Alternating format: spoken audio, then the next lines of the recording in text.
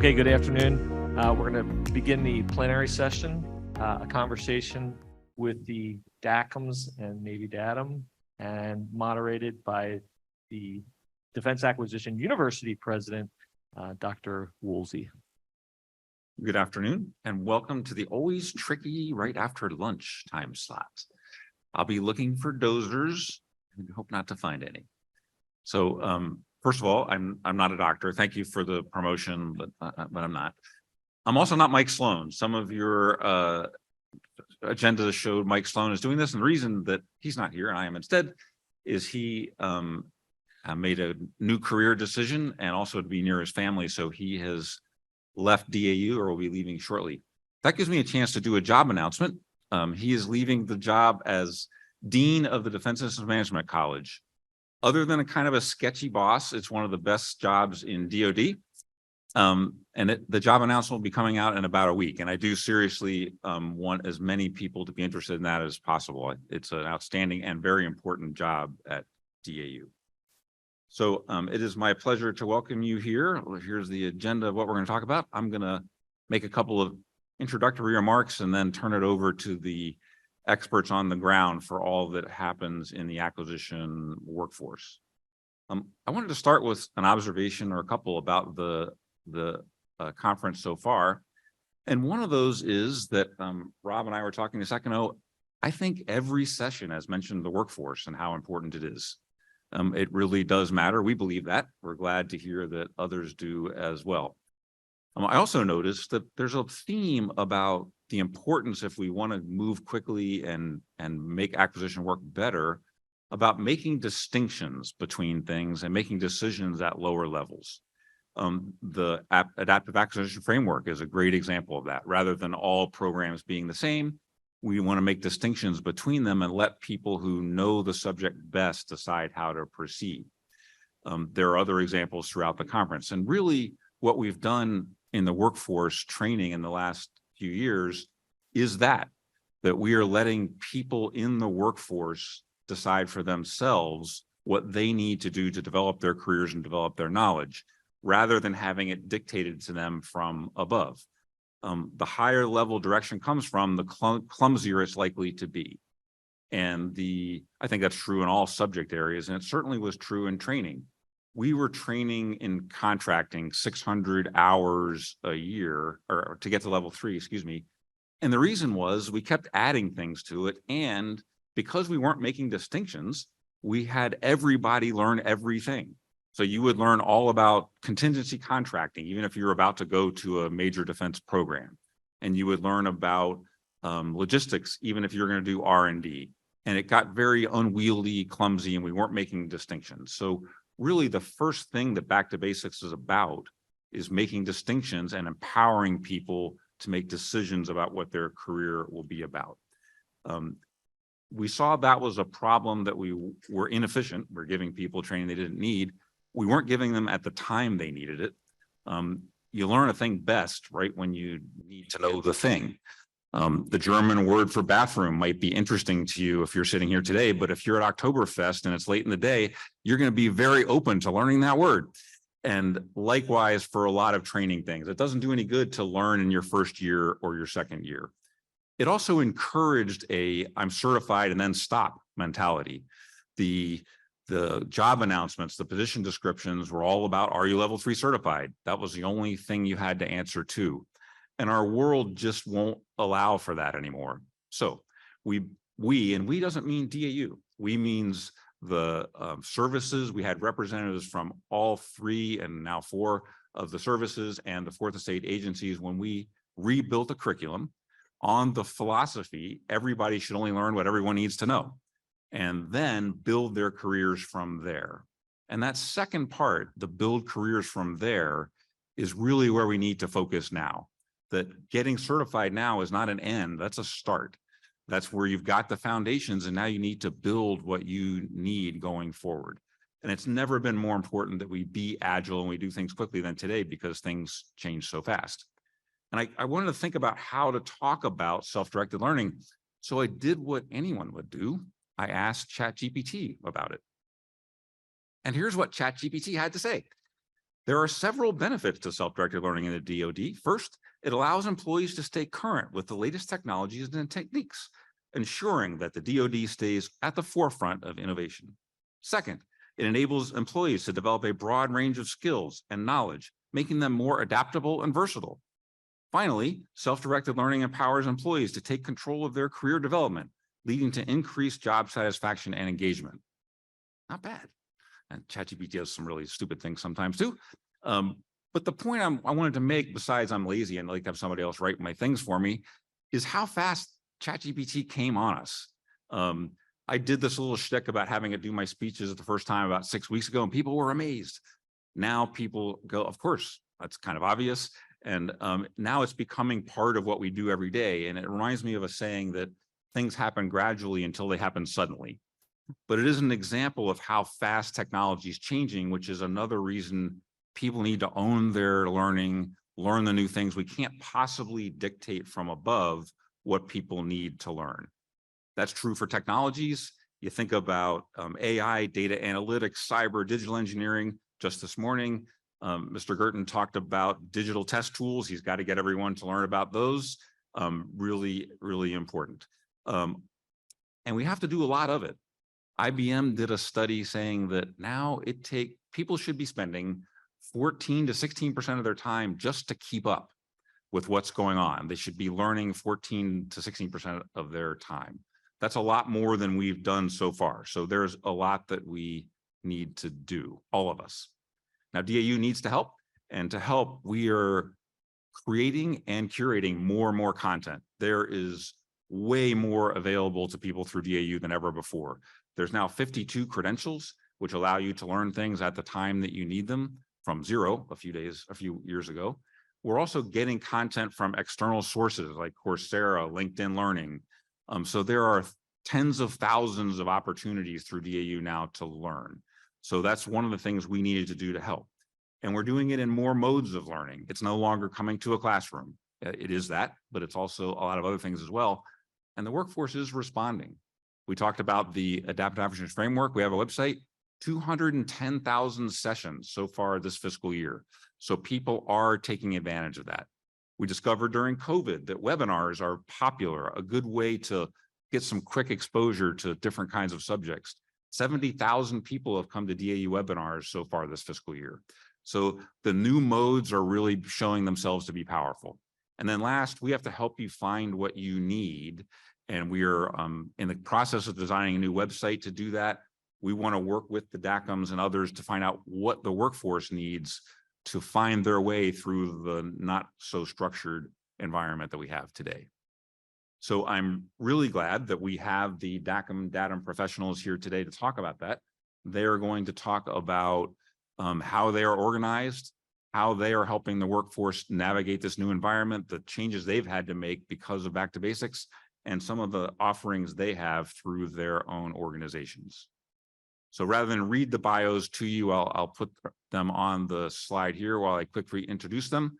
Otis Lincoln is the fourth estate DACM. So he is responsible for the workforce in the agencies, the DCMAs, the DLAs throughout the workforce. Big job, very diverse job. He has a big portfolio and a difficult one to manage.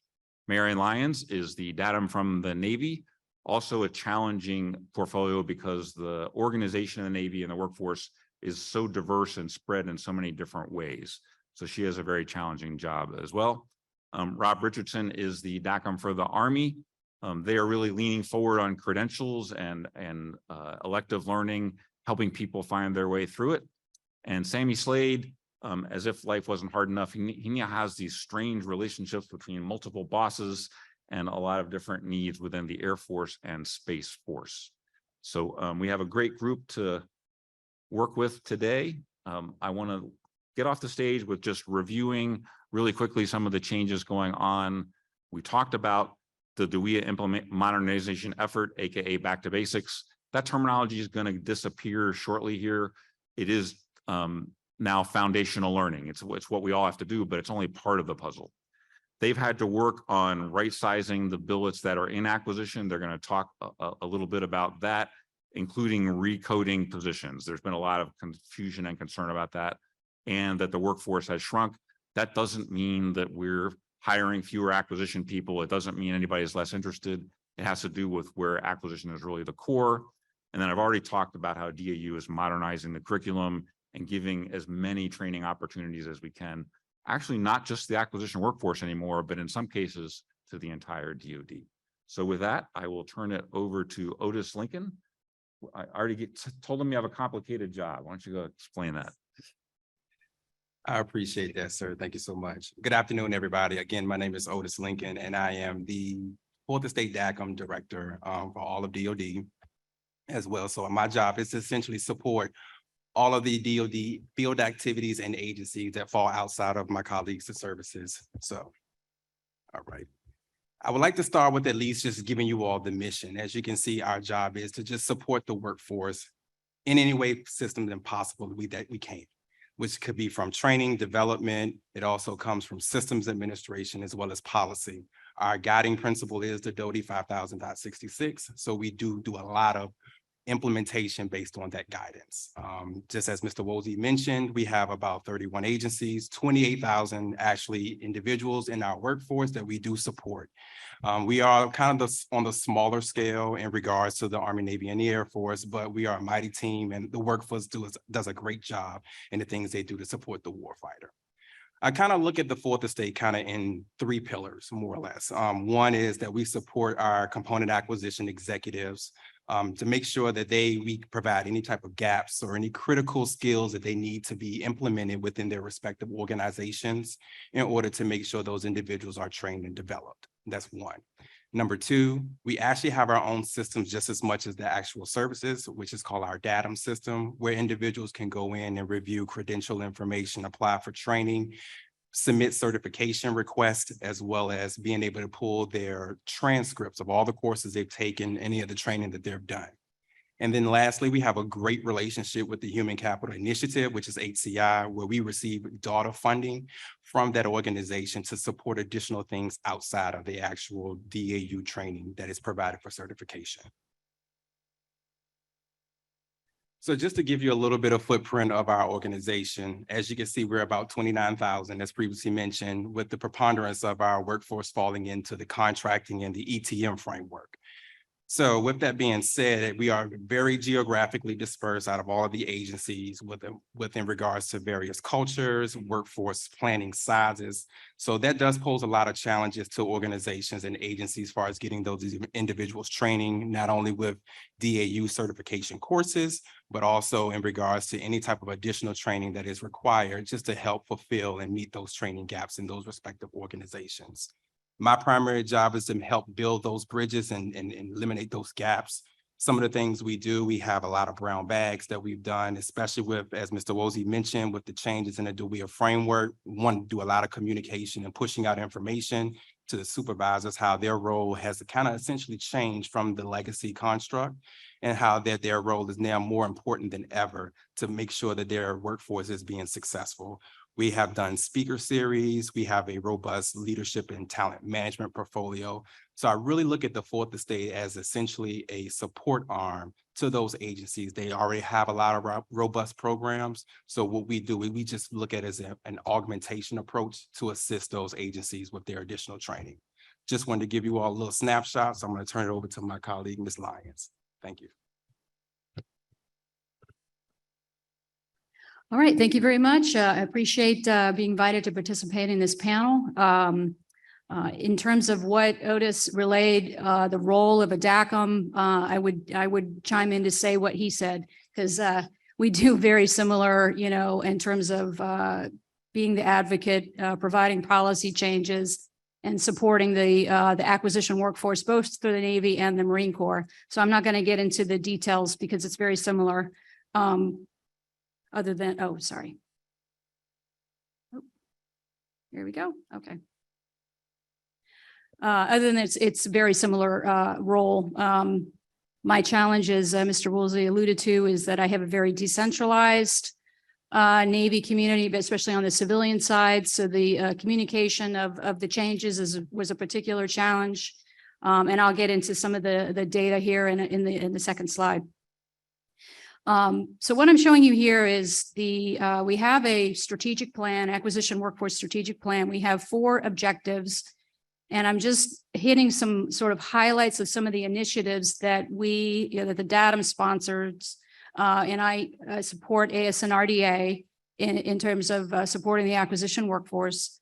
So I wanted to also kind of, what I think is hit the highlights and also kind of fold in some of the themes that I've heard during this symposium. The first one I'm going to highlight is the Navy Acquisition Development Program, which is an intern program. We hire the kids out of college in the different functional areas. It's a 2-year program, and it's to help to refresh the talent. And these interns will go and take permanent jobs throughout the Navy and Marine Corps organization. And it's really key to continue to focus on where your gaps are, and then to enable the workforce to come in and refresh that talent. And then the second one that I wanted to highlight, that's the reinforce the current workforce excellence. We do provide focused funding to support acquisition workforce development out in the commands.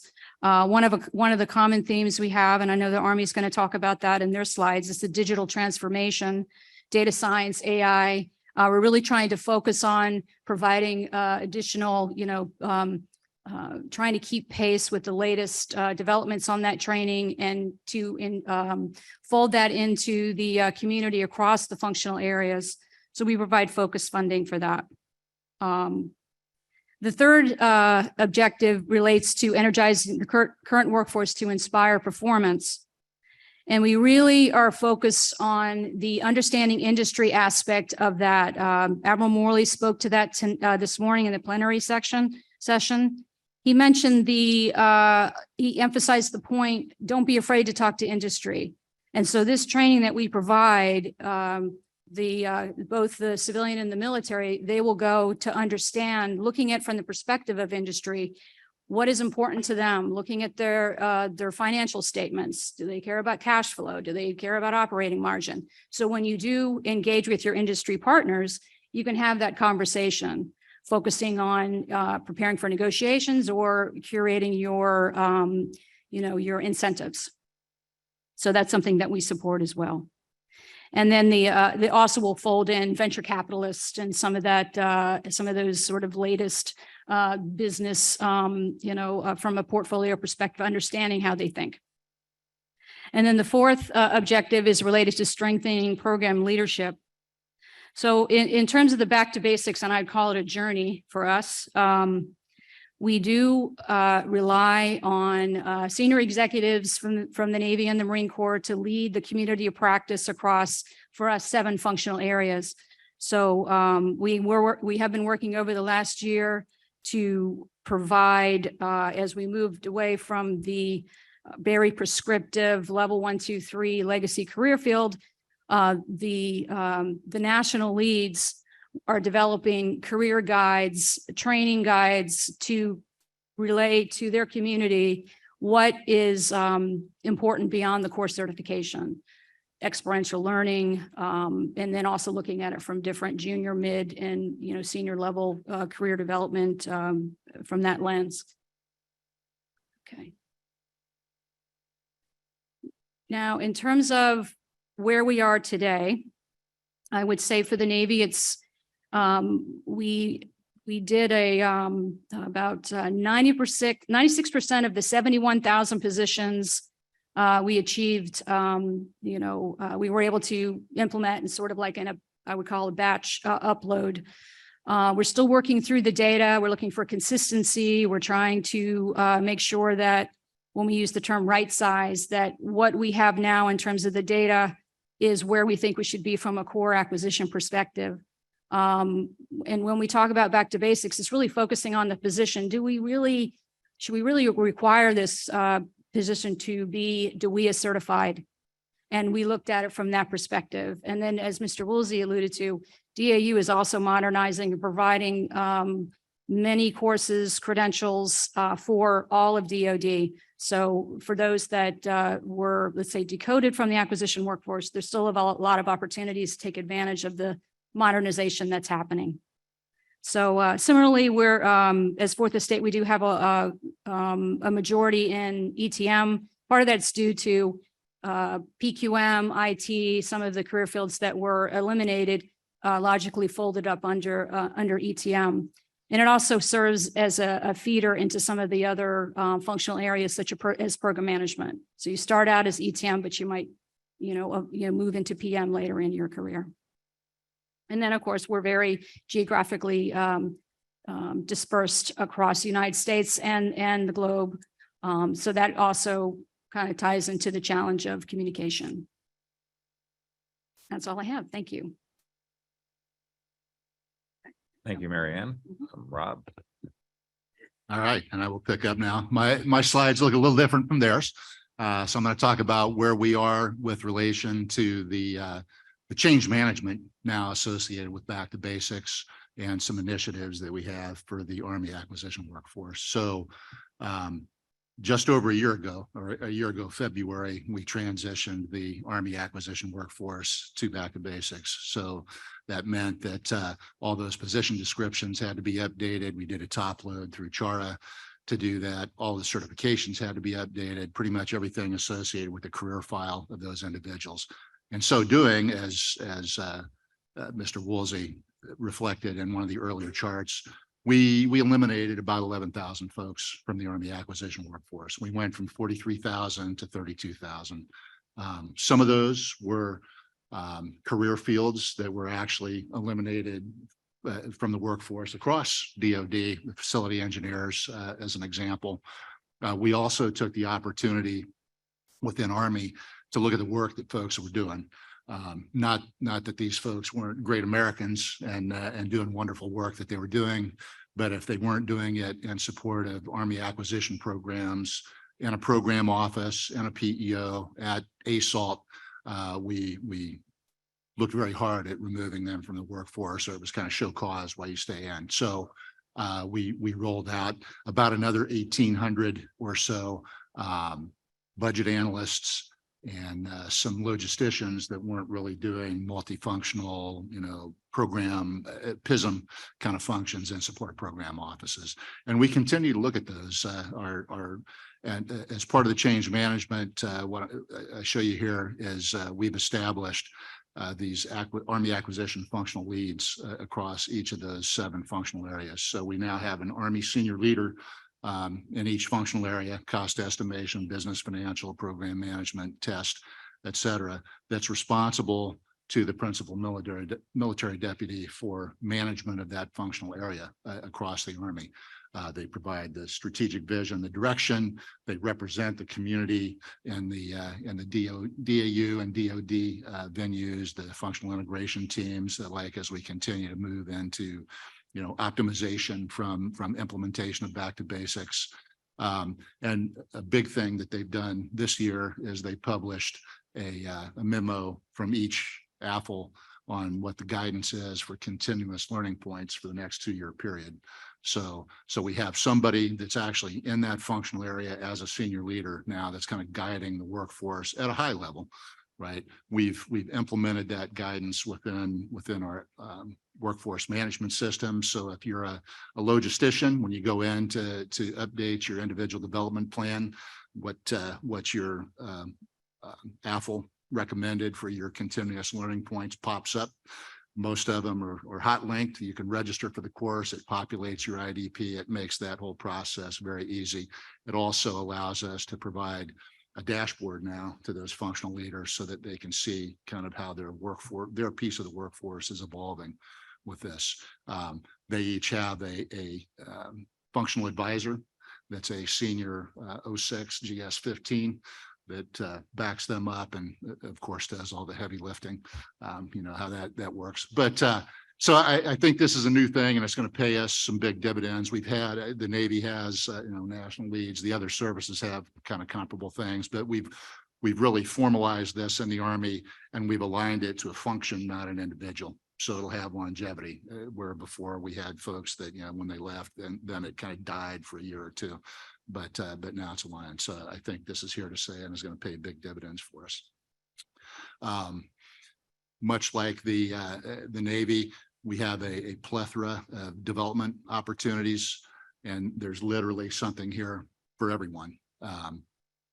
My primary responsibility as the DACM for the Army is to provide the Army modernization enterprise with that agile, adaptive, professional acquisition workforce with the acquisition chops and the leadership and critical thinking, or we're calling it now more entrepreneurial thinking, right? Even beyond critical thinking, to accelerate delivery. And I think you heard that in several of the discussions even this morning, and how we move faster and do things better and more quickly. So we're all about really building that capability and equipping people to go out and do great things. So many of these are DoD-wide programs. A couple I do want to highlight for the Army folks in the audience. Most people are familiar with the more senior level development programs, the CETA and Senior Service College and that, but we have two that are real important to building the bench, and that's the IDEAL program and the LEAD program that I need supervisors that are out there interacting with your employees to identify these really high quality kind of GS 12-ish civilians that look like they're earmarked for great things. And we need to front load them into this program that gives them supervisory experience. The LEAD program, it's an investment, right? The LEAD program is a 2-year program that includes a number of developmental assignments, including a turn in the building. So if they're PM types, they'll spend 6 months in ASALT, basically working as a Department of the Army system coordinator and learning how the building works at a very early point in their career, so that they're that much better prepared. We're kind of re-energizing or improving the STEM piece of that. So we'll have a STEM focused LEAD going forward in the next iteration, where those folks will then spend time with our DAS or in DUSA TE working test or whatever is appropriate for their career development. So two very important and underutilized. So I've been in the seat as the DACM and the director of ASC for about 2 years now. And in those 2 years, I found these two programs to be very undersubscribed, but probably two of the most important programs that I run on behalf of the Army. So Army folks in the audience, please help me identify folks and get them plugged into these programs. And then Marianne talked a little bit about digital transformation. So this is the buzz now. Right, we're transforming the workforce, upskilling, reskilling.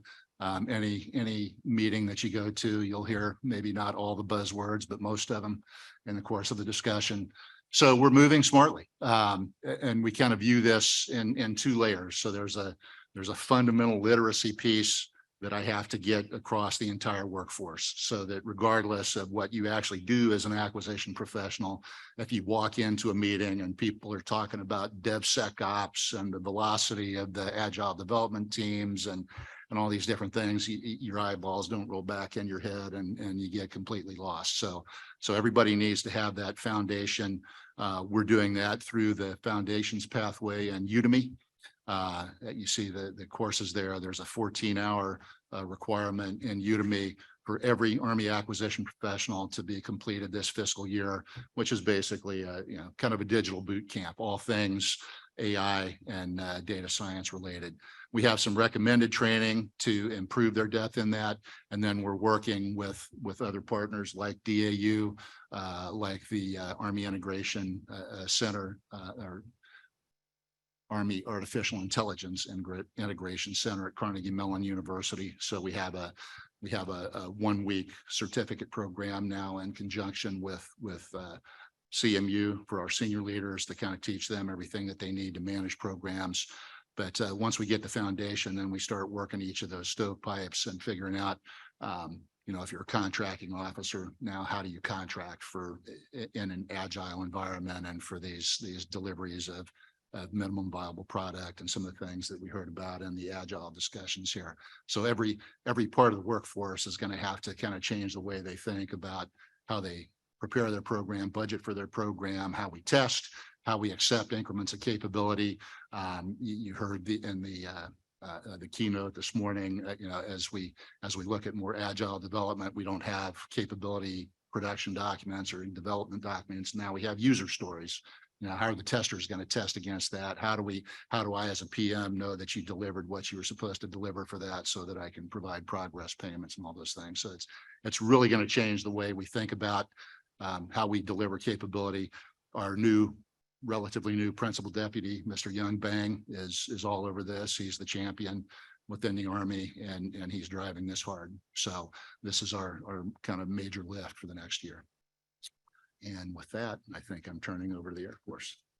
Thank you, Rob. And lots of examples there of different ways people can develop their knowledge in their careers, which is what we need to have for this environment. Sammy. All right, thanks, sir. I want to build on something Lieutenant General Williamson said this morning. I'm the old head out of this crowd, having done this for 10 years. And I can tell you one thing for sure, the ACK workforce is not broke.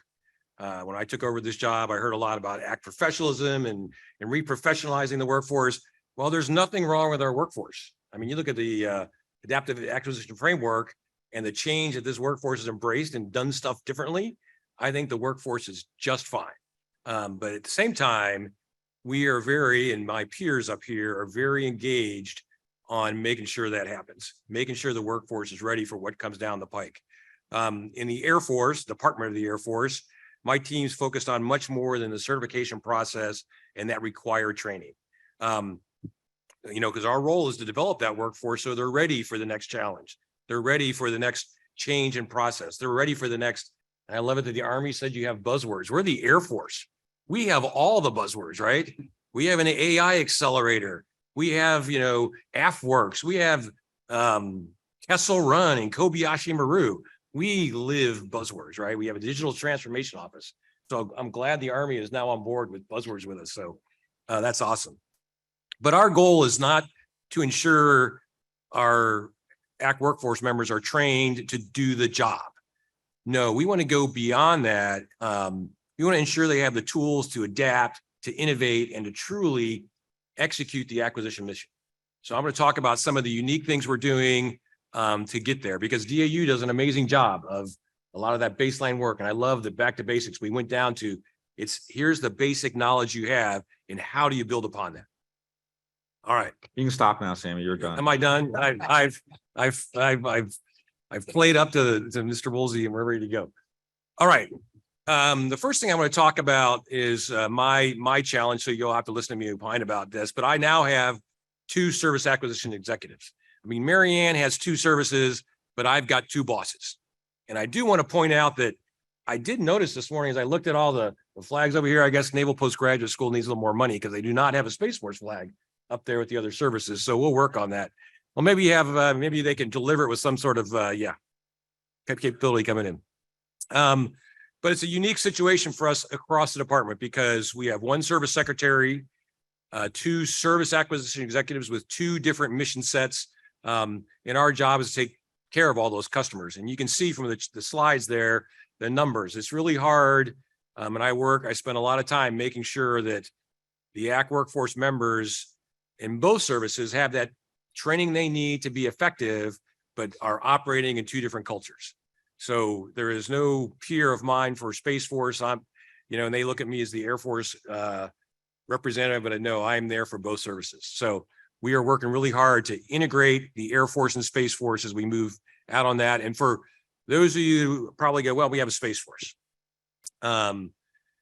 Well, to get to that, to build the Space Force, because they have almost about 45% of their officer corps are acquisition officers. And where did they come from? Most of those officers came from the Department of the Air Force. 30% of our program managers and scientists and engineers have changed uniforms.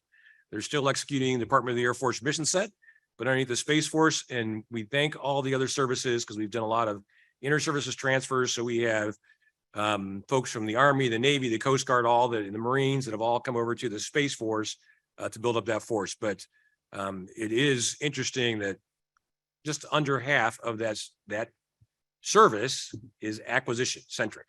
About 55% of it is the operators. All right, but let's talk about lifelong learning. I mean, I've been a big fan of back to basics from the beginning because that is really what we're really trying to transform to. We'll talk a little later in some of the questions about my last chart, we'll talk about some of the challenges of changing the culture. But we are trying to leverage all those resources out there. I know we have the Air Force Institute of Technology, which has many training courses that are not part of the required framework, but we use that for a lot of our functional type training, and it's a great resource for us. The digital workforce, Rob talked about some of the things they're doing. We are doing a lot of that in the Air Force. We have a digital university, which again is all just basically contracting for content. But we have a site where everyone can go for everything from DevSecOps. You know, it's good. We got the DevSecOps out a couple times now. But how to program in Python, you know, what is artificial intelligence? What's the capability? How can we work that? So we have done a lot using Digital University, some of the training we've done with the AI Accelerator to the tune of millions and millions of dollars. I mean, last year alone for the AI, we had $11 million, as did the department with the 50 million. We took 11 of the 50. And then also in the Air Force, our major acquisition command is Air Force Material Command, and they have stood up a digital transformation office to support both the Air Force and the Space Force. As far as experiential workforce development, because we, as with the Back to Basics framework, believe it's not just about classroom, it's about the experiences you gain out in the field, out through work experiences. We have a very robust education with industry program. We currently, as of today, we have 80 individuals out, airmen and guardians out with different private sector companies. We have 50 officers, 10 enlisted, and about 20, is that math adding up? 15 to 20 civilians out working with industry on 10-month rotation. So it's been very helpful for us to understand. We talked about business acumen earlier. It's been very good for the Department of the Air Force. We do a lot of cross flows and operational exchanges with our acquisition officers, as unlike the Navy, which brings folks in later in life. Our folks are born in acquisition, but we send them off to be aircraft maintainers, those sorts of things, intel officers to gain a little bit of operational experience. And then the education programs you saw on Rob's slide for the Army, they're like the Army we have and the Navy and the Fourth Estate, lots of different education programs, whether it's coming here for NPS or tuition assistance, and then a lot of STEM programs for our civilians and military. All right. This is the one chart I want to hit on that talks to the challenges that all of us are facing with the back to basics that Mr. Woolsey talked about, you know, and where we're at in this. How are we moving out on that? I will tell you that it's been a challenge. Yes, we've implemented, we've done coding, you know, we've put the framework on everyone, but you still ask workforce members, how's back to basics score? And they go, what? How's your certification going? Did it change? What? Right. So it is a multi-pronged effort from us to make sure that our leadership is aware. And I told my peers here at lunch about a month and a half ago, I was in a very senior meeting with very senior officers and spent basically an hour of my time that the SAE told me to brief a certain topic. And all I talked about was back to basics for an hour to make sure that senior leaders understood that the people showing up, you know, next year, 5 years from now, do not have that same training base moving up. And they became very aware that, oh, we really have got to get our supervisors involved. And yes, and that's really where the challenge is, because the supervisors have never been trained, have never been given the skill sets to truly steer the training of the workforce. And we've made a big push for that. And that's sort of our ongoing challenge is how do we get it to the point where the supervisors in the field understand what is available, where there's credentials that DAU is offering, credentials that the services and the Fourth Estate agencies can offer on their own, because we all have ability to offer our own credentials, how to use that, and then all of the other training and how important that is to feed into the beast of lifelong learning and how important that is for our workforce to be successful. All right, with that, I think we're going to turn it back over to Mr. Woolsey and questions and answers. All right, so we're going to Turn on the mic is what we're going to do. we're going to seed the discussion a little with a couple of questions we talked about ahead of time, and then we will welcome and encourage questions from the audience who are here in 3 dimensions, as well as the ones who are watching remotely. So the first question to our DACM team is, what are we doing to, you alluded to the culture, Sammy. What are we doing to create these new learning battle rhythm and culture into the mission of what we do every day, moving away from are you level certified? Yes, sir, ma'am, onto we need to learn more as we go forward. And how can the workforce members themselves figure out how to establish that new battle rhythm? So Sammy, you were talking about that. Why don't you take the lead on that? All right, I'll kind of, to build on what I already mentioned on my last slide. It is a challenge. And, you know, we're talking about supervisors being involved. And that's a key part of this, but it's also to get the workforce members to thrive on that. I will tell you, you know, we have set up a lot of different experiential programs. Was mentioned this morning, AFWorks set up a fellowship to put our workforce members out with startup companies, with venture capitalists. Not required anywhere, but they put the blast out and people came in droves. They got organizations to allow them to go TUI for 6-8 weeks and sit with venture capital firms, right? So our workforce is thirsty. We have just now got to nurture that thirst and hunger from our workforce members, where my perspective is that before they were like, here's the mandatory 50 things you have to do. And they would, you know, like they're trudging off to the coal mine, right? You know, with like a little lunch bucket ready to go to work. Got to go power my way through this class, see how fast I can hit the forward button on the charts, right? We wanted to get it so that our workforce is thirsty for this.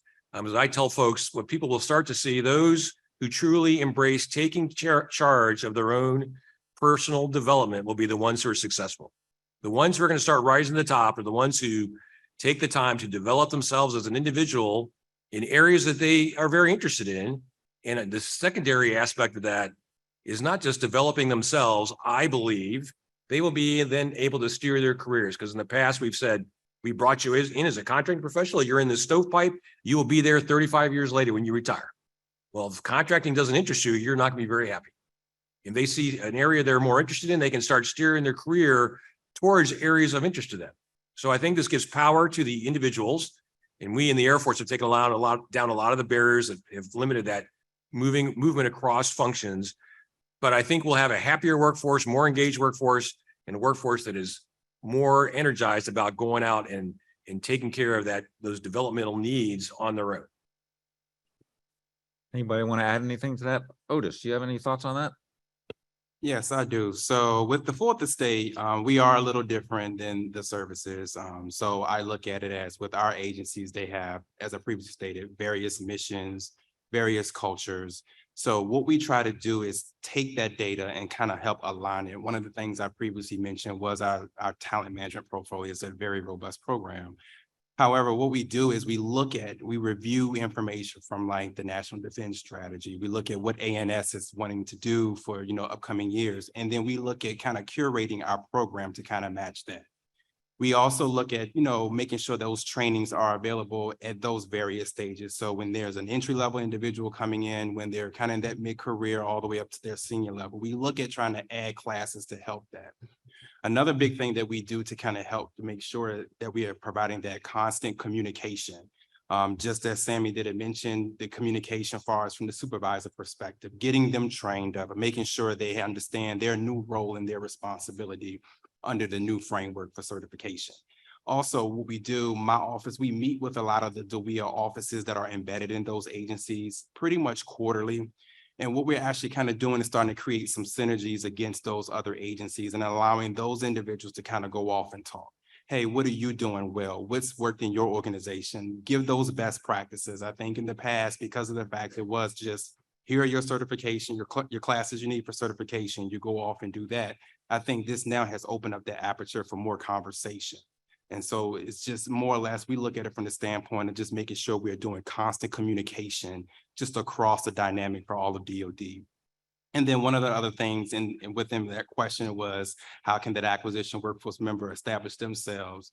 Again, it goes back to getting in with their supervisor, having those conversations upfront early on. What can I do to be successful, to have that long-term career?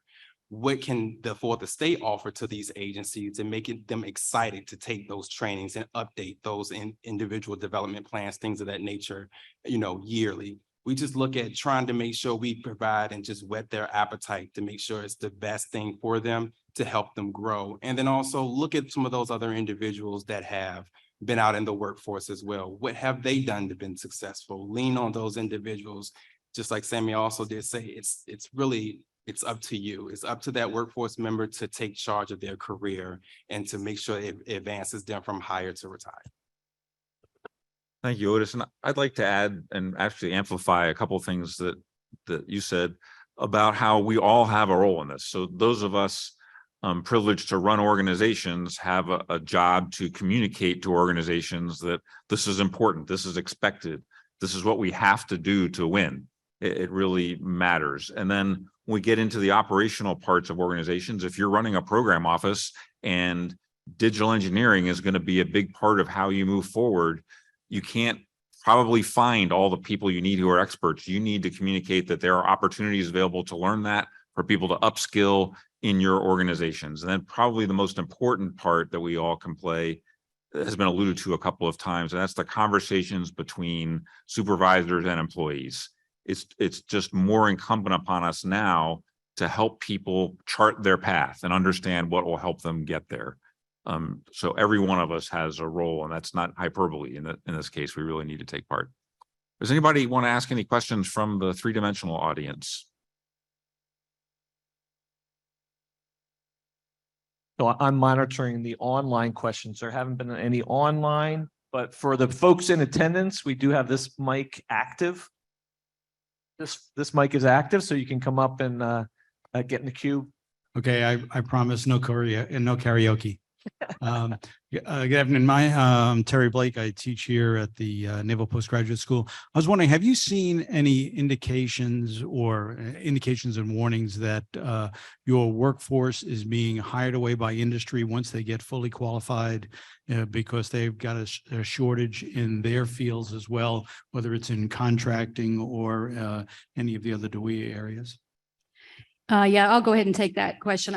We do see it, especially in the contracting functional area. That's a challenge that we have. We are looking to kind of leverage some of the tools that we do have in terms of student loan repayments and, monetary incentives, but it's definitely a challenge in terms of competing in that area. Over. And let me just add to that. Because I hear that all the time, but I go back to something I said this morning, bring me the data, right? So we did a data analysis of the Department of the Air Force and our retention rate. And then we also looked at Bureau of Labor Statistics. We are much better than anybody that you can find in Bureau of Labor Statistics of retaining people. But yes, so it was about 8% across the ACT workforce, but contracting is about 2 percentage points higher, about 10%. So contracting is a little higher than the rest, but we, in the big scheme of things, we're doing pretty well, even compared to industry. Over. Anybody else want to add to that one? Yeah, I think similar position for the Army. We're not seeing big numbers depart, but like the Navy and the Air Force, where we are seeing some losses is on the contracting and not so much the industry. I think where most of our folks are going is to other federal agencies, so if they're a relatively junior, recently warranted, contracting officer that's, working 18 hours a day, doing hard work in support of Ukraine or whatever, they can go to GSA and write delivery orders against GWACs for a lot more money and have, better work-life balance. So, but then some of those we actually get back, right? So they're leaving, kind of in that NHO2, young in their career, they go get some experience. And then we do see them coming back at the, GS 13, 14 level, then later and getting back into things. So like the other services, we try to leverage tuition assistance program and student loan repayment. Actually, student loan repayment is probably the best retention incentive that I have. We've discovered that if we get people to about the 6-year point in their career, they're pretty much ours. for the rest of their career. So we're able to leverage that with really, really good effect, and have managed to keep some people. Although I would also say it's not always a deterrent. So the repayment, if somebody's ready to go, doesn't necessarily stop them from leaving. So it's a bit of a dual-edged sword. But yeah, contracting, I think, is probably our weakest area right now, but not to industry, to other federal agencies. Thank you. Yes, sir. Jeff Dunlap, Naval Postgraduate School, the Department of Defense Management. Question about distance learning from the perspective of value from a master's perspective. We get a good amount of students that come from in position for 2 years. They work to get a master's in program management, contract management. And it seems to be a fight to get funding for these folks. It usually comes from the command or whatever, but it seems like the focus is very much on training and getting certifications when you need it. What's the value of a master's education when it comes to acquisition? One is value. We had an interesting discussion at lunch about this with all of us earlier about this. Because I can tell you for the Department of the Air Force, we invest heavily in a master's with tuition assistance for our civilian workforce. If you saw on the slides earlier, we have probably the largest chunk of a military workforce, and we are, that workforce, through a career, they all have a master's, but we have about 50% of that, our entire workforce with a master's, so it's value. But at the same time, how do you measure that effectiveness? And when you say it's valued, with people things, it's always hard to say, is that valuable? Someone goes to a training course. Does it add? I can tell you they completed it. I can't tell you if it's valuable. It's a lot, we do a lot in a lot of different areas, both a lot of robust training and education. So I will tell you, we would do a lot for our STEM workforce. We have a lot of STEM masters, STEM PhDs, very specific PhD programs. So we invest heavily in education as well as training. But again, it's that hard part of going, when you say, is it valued? It's valued, but how do you measure that outcome? I will also chime in and say, yes, I do agree that what Sammy and, has stated that, yes, it is valuable. We do look at it while we're here. We look at it as far as the acquisition perspective. Yes, you're required to get the certification. That's for part of your position. But again, it goes back to that long-term and that life-term, learning. What else can we offer you as an organization to be able to say, yes, we want to retain you? We look at it as a way of keeping employees, doing those tuition assistance and those other aspects. So yes, I do agree. It is extremely important. And sorry, I don't mean to take over this question, but it's having way more fun. The other piece of this, and we have certifications and we have our credential program, but then there's your certificate programs, which industry is going to, and we are taking a hard look at that. So right now, the Air Force Institute of Technology offers the systems engineering certificate program. So for half of the investment of a full master's degree, folks who already have a master's in some technical area can go get a systems engineering certificate by taking, whatever that number of courses is. It's more cost effective. Industry is doing that across the board, whether they take, some of these MBA programs they have where they're not truly a full master's degree, it's a short program. But the question becomes, so that gets back to the question of, do we value it? We value adding that competency to an individual, and a competency, getting those competencies does not mean a full 1.5 year long program in all cases. We're finding that going for some of these certificate programs, and universities are often a lot of those certificate programs, we just now need to figure out how do we put that in our resumes and all those other things, because that's showing that you've gained those competencies you need in that area. And I would point out that Naval Postgraduate School, Department of Defense Management has probably about 3 or 4 years ago went to a certificate-based education where you can get stackable certificates, both in like CIO, advanced acquisition. So yeah, we are definitely responding to the demand. Good, thank you. Great question. Thank you. It looks like you got some written questions. Rob, go ahead. Yes, I have this first one. Must a member be in an acquisition coded position to earn DIWEA certifications? If not, could we generate value and understanding this way? Who wants to take that one? Well, I guess the question is that, we alluded to the fact that DAU, in terms of providing a lot more training opportunities for those that are not coded acquisition. And I would say that if you're, in terms of the job that you're doing, we really did focus on, is it required to be certified to be DWIA, right? They can still take the classes, they can still gain that knowledge that they need, informed by the needs of the job, but it's not necessary to be certified if they're not required to be certified, I guess, is the way I would look at that question. Now, in the Navy, we do have, members on the particularly on the military side, moving in and out of the acquisition and non-acquisition. We do have career paths for unrestricted line officers, for example, and we track them from a career path perspective. So the fact that they took a DWIA course, it's still going to be in their record. It's still, as they move on and up in their career, it will be captured if the decision is made to move into an acquisition coded billet. And also the bottom line is you have to, certification is based off of training and experience. You can't get the experience if you're not in an ACT coded position. So they can Right. take all the training they want, but you need to be on an ACT coded position because that says that over 50% of your duties are in these acquisition functions, and that's how you gain certification. And I did want to hit something that we didn't highlight on the back to basics, to your point, is that we move with the new requirements, the experience is really valued. So you have three years, 5 years, 4 years, depending on what functional area and tier that you're required to be. So that means you're going to, with the less training required for certification, that opens up opportunities for more, credentials, specialty learning, curated classes that the services are focusing on. So there's really a lot of opportunity over. Another great question. Another one. How can acquisition professionals in allied defense forces, NATO, tap the resources that you are all talking about, specifically DAU and other resources from the service?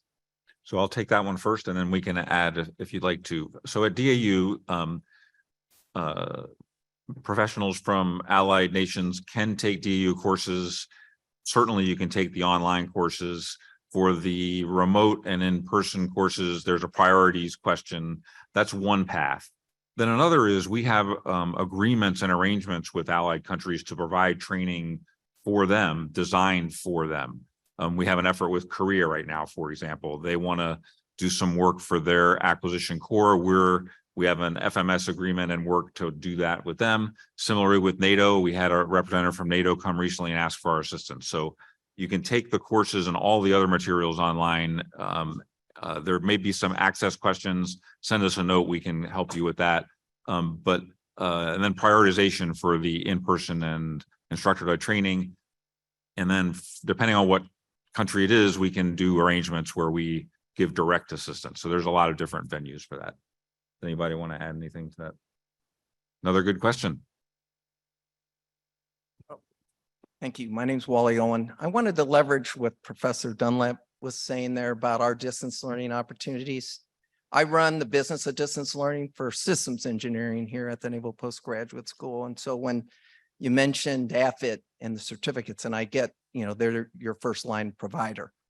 But the Army right now is sponsoring students through distance learning in our systems engineering and systems engineering management programs. But we get very little input from the other services. And I don't think we have any on the fourth estate. I was wondering what I can do to help with your office to help promote the opportunities that we have to offer to the workforce. And I think the DATM funds for the Navy at one time was funding quite a bit of our distance learning. And in recent years, it's one or two students every now and then that we see OTAP for them. I can throw out a one-word answer: money.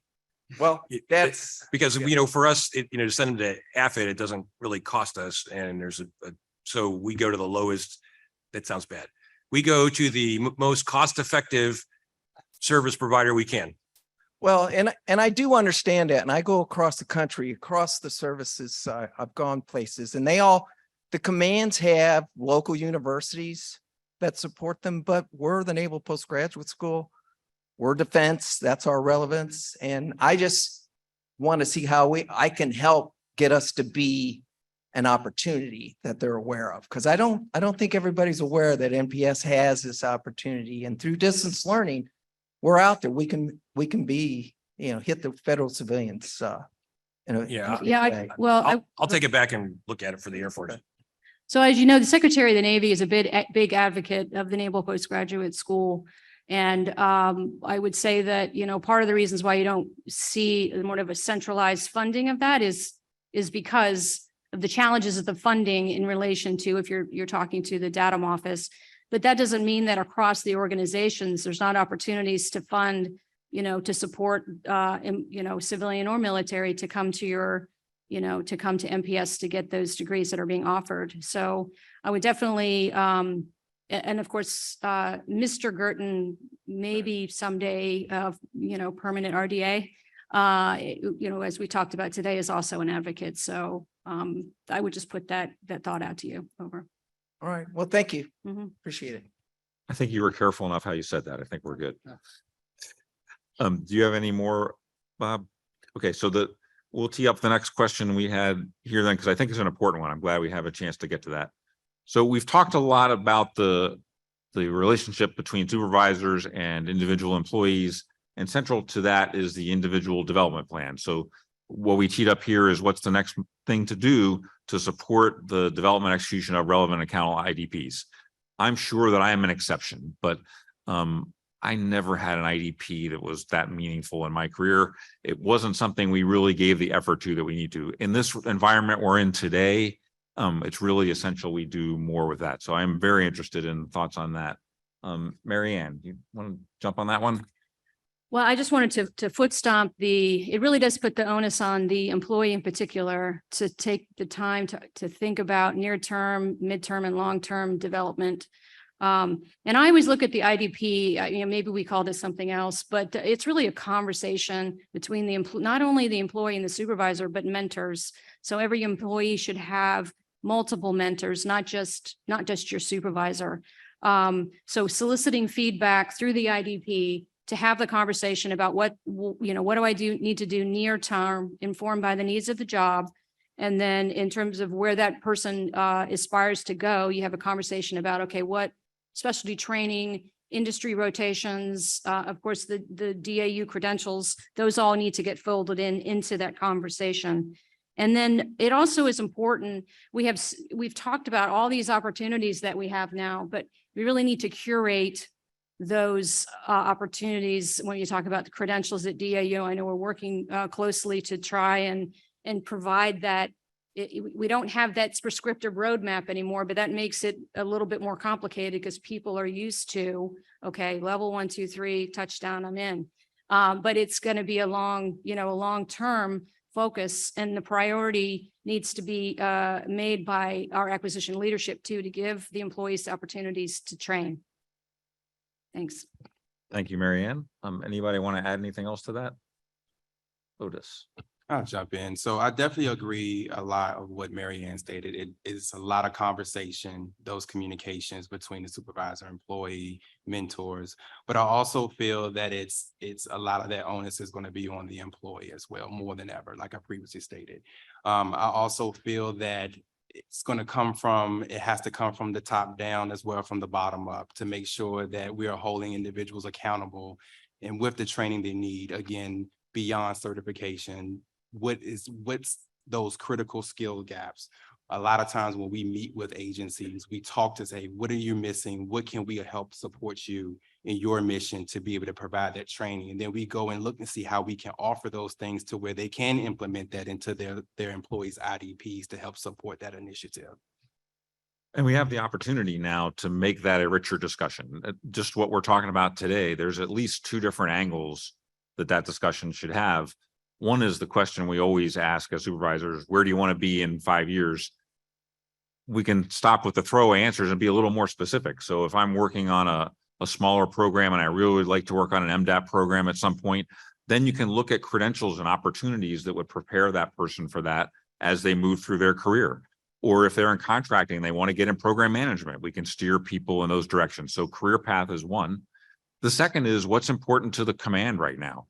If you're in a command where digital engineering is a big thing, or if you know that your leadership is trying to aggressively incorporate artificial intelligence, whatever the subject area is, that's another vector you can work with employees on as they build their plan out and make it a richer conversation, and I think a more meaningful one. And now we've got a lot of tools to do that. General Masiello. First of all, you guys have done a lot of work, clearly. It's a big shift in where the Department of Defense workforce has gone and been in the past. How do you measure success? What does that look like as the workforce begins to embrace this? How do you know you've been successful in putting in good programs that are going to be appropriate for performance and delivering on mission? That's a fastball with some hair on it, but does anybody want to, I'll rescue if you want, but go ahead. Yes, ma'am. With all workforce things, it's hard to measure success. I truly believe this will have several aspects. It'll have a retention aspect because if we're offering the right training, we're offering relevant training, we're making it that when people go to work, they feel like, hey, I can really add value. They've trained me correctly. We're going to retain. We should strengthen our retention. And this is going to, this is the hard one, right? Because the analogy I use this morning is being the base safety officer. You don't know how many, safety briefings and how many car accidents did you, alleviate. You know about the ones that happened, right? Or the, other bad things may have happened. But in this, I think it's going to be, as we, the innovation we see, we'll see more innovation. We'll see more amazing outcomes. If suddenly something, the hard part about this is if it really goes south, we're all going to know about it, right? Then we're going to have to then you get reassessed, and then Congress has oversight and goes, why aren't we training people on X, Y, or Z? But I think this, because the individuals have got a role and leaders have a role. Hopefully leaders are paying more attention. Leaders are driving and pushing us for more training. I mentioned the AI accelerator. We were just talking a couple of weeks ago about, we have a senior leaders course that's running out of money. And the senior leaders all said to me, this is amazing training. We got to get everybody into this, right? So hopefully the voice of the customer will give us the feedback we need to make sure we are offering the right training. The training we have is effective, but there is with anything with people, there's no easy answer to say we're effective. So I promised I would add to that, so I will. It's really an important question. What we'd love is to be able to say cost schedule performance is getting better. Things are happening faster. And I've had people come to DAU claiming they had solved that puzzle, that there's just too many exogenous factors that determine success and failure. We'll keep working at that. But in the meantime, there are other things we can do. We're actually doing a pretty intensive effort right now to talk to people about the preparation of program managers. Are we giving the training, the development, the support to produce the kind of program managers that people need? So listening to our customers is really important. There's some less scientific things. So I've noticed a lot of discussion about the workforce at this conference. A lot of that discussion was the workforce needs to get better here, there, and the other. I also heard somebody say that they watched a contract officer who was amazing, it was a RAND researcher who just did an outstanding job working with a customer on a complicated thing, a vendor on a complicated thing. I want to hear more of that second and less of the first. That's not very scientific, but we're paying attention. Talk to students when 6 months after you've left our courses, has this proved to be useful to you? So lacking the golden metric, we're using as many metrics as we can because performance is the thing. Then lastly, there's a milepost one. The CDAO had this great term about milepost metrics. It doesn't mean you're there, but it's an indicator. And one of those is going to be how often or how many hours are people doing training? That's an input, it's not an output. But now that training is not required, that'll be a measure of the value that we're adding. Are we adding value so people will spend their time? So we're now tracking that at DAU. We want to follow that and make sure that we are providing value so people can do it. So complicated answer, hard question, but a really an important one. Any others? Hello, Brian Gladstone, IDA. So a lot of the training that I hear, the reasons and the successes are about growing your endogenous workforce? To what extent can DAU and these education sources help for recruiting additional workforce to try and get some of the best and the brightest into DoD? I will take that one first, and I invite anybody to add.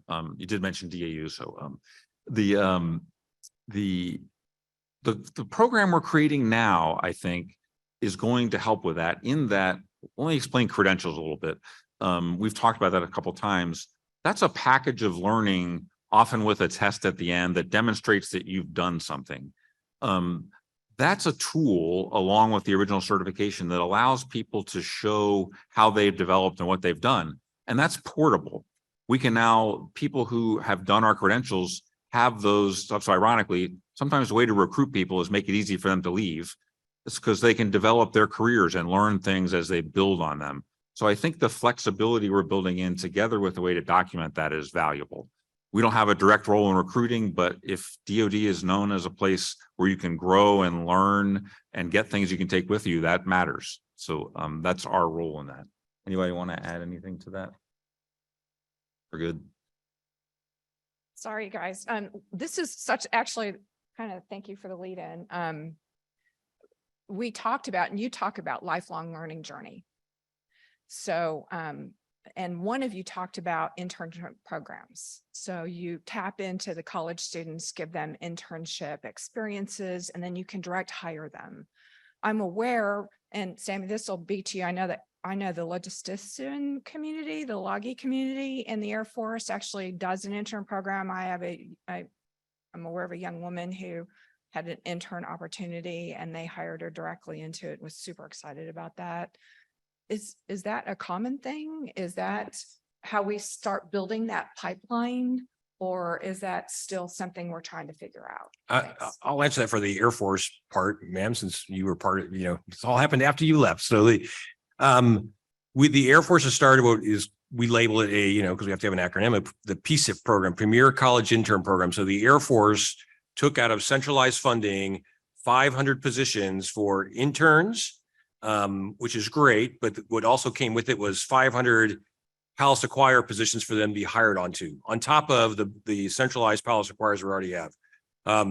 The challenge is it's not easy to execute, but we are. But also the mandate from the Secretary of the Air Force, who stood this up about 5-6 years ago, was that 50% of those positions were for STEM, which is great from an acquisition perspective because we have a lot of STEM requirements.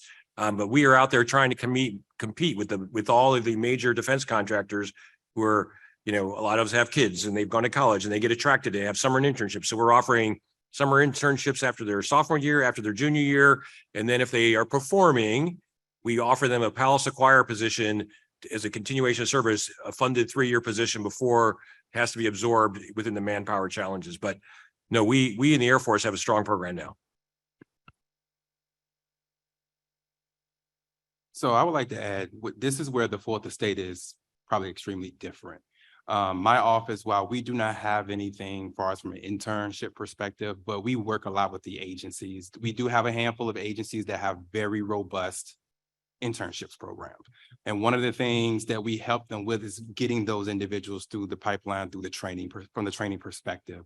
And a lot of those individuals come straight from college, and a lot of them fall into the contracting community. So that is how I think a lot of those agencies have been able to basically attract and retain their workforce through their internship programs. Thank you for those answers, and thank you for those questions. We've, as expected, gotten to the end of our time before we got to the end of our questions. But thank you all for participating and for your interest. Thank you to the panelists for your great answers to all that people asked. So when I get off the stage slide, we had an offsite at the Army Museum at Fort Belvoir. If any of you have not been there and have a chance to go, it's very well done. I highly recommend it.